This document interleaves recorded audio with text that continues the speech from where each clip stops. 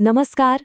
चलिए आज बात करते हैं एक बहुत ही सरल लेकिन दिल को छू लेने वाली दोस्ती की कहानी पर।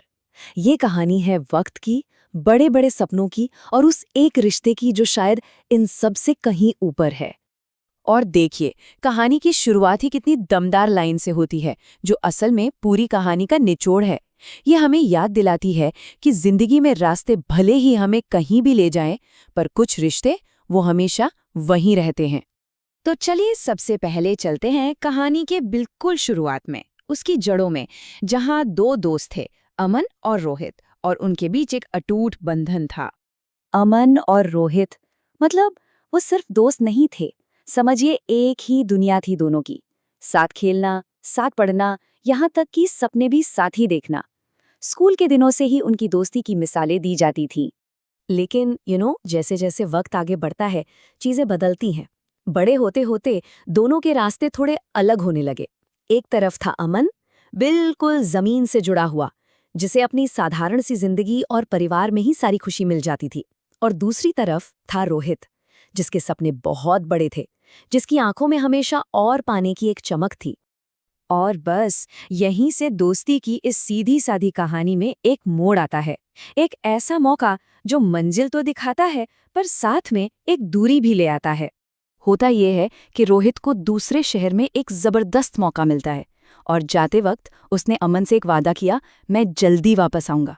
ये वो वादा था जिसमें बहुत उम्मीद थी, पर कहीं ना कहीं दिल के कोने में एक छोटा सा डर भी छिपा हुआ था। और फिर वक्त अपना काम करता है। जो बातें कभी खत्म ही नहीं होती थी, वो धीरे धीरे कम होने लगी। पहला साल खूब बातें हुईं, रोज का टच था। फिर दूसरा साल आते आते बस कभी कभार की कॉल्स रह गईं। तीसरे साल में वो भी बस मैसेज तक सिमट गईं, और चौथे साल तक सिर्फ खामोशी। कई साल गुजर जाते हैं, और फिर एक दिन रोहित लौटता है, और यहीं पर उनकी दोस्ती का सबसे बड़ा, सबसे मुश्किल इम्तिहान शुरू होता है। और रोहित की वापसी भी कोई मामूली नहीं थी, एकदम शानदार। उसके पास सब कुछ था, कामयाबी, पैसा, एक बड़ा रुतबा। अब वो पुराना रोहित नहीं था जो यहाँ से गया था। अब जो सामने खड़ा था वो एक बहुत बहुत ही सफल इंसान था। लेकिन इस सारी चमक दमक के बीच अमन बस एक शांत सी बात कहता है जो रोहित को अंदर तक हिला देती है। तू बदल गया है रोहित।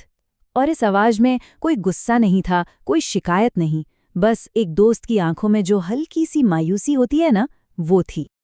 और अमन की वो एक लाइन, वो ही काफी थी।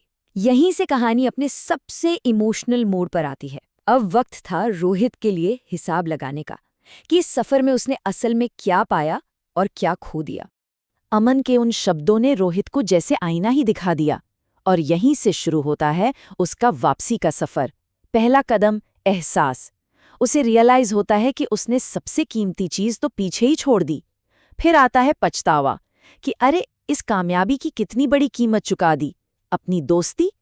और आखिर में सुलह का कदम, वो अमन से माफी मांगता है। और अंत में कहानी एक पूरा सर्कल लेती है, वहीं लौट आती है जहां से सब कुछ शुरू हुआ था। सोचिए वो मंजर, दोनों दोस्त वापस उसी पुरानी चाय की टपरी पर बैठे हैं। और सबसे खूबसूरत बात यह है कि उनके बीच कोई बड़े बड़े डायलॉग नहीं हो रहे। कुछ कहने की जरूरत ही नहीं थी, बस उनका वहां एक साथ होना वही सब कुछ कह रहा था। सच ही है, कुछ रिश्ते शब्दों के मोहताज नहीं होते। तो आखिर में ये कहानी हमें क्या सिखाती है? यही कि सच्ची दोस्ती को किसी बड़े वादे या महंगे तोहफे की जरूरत नहीं होती। वो तो बस थोड़ी सी परवाह मांगती है, थोड़ा सा वक्त, बस इतना ही काफी है उसे हमेशा जिंदा रखने के लिए। और जाते जाते ये कहानी एक सवाल जरूर छोड़ जाती है। वो कौन सा दोस्त है, वो कौन सा अपना है जिसके साथ एक कप चाय पिए हुए जमाना हो गया? शायद ये कहानी बस एक छोटी सी याद है, उस एक कॉल या मैसेज की, जिसे हम सब अक्सर ये सोचकर टाल देते हैं कि चलो कल कर लेंगे।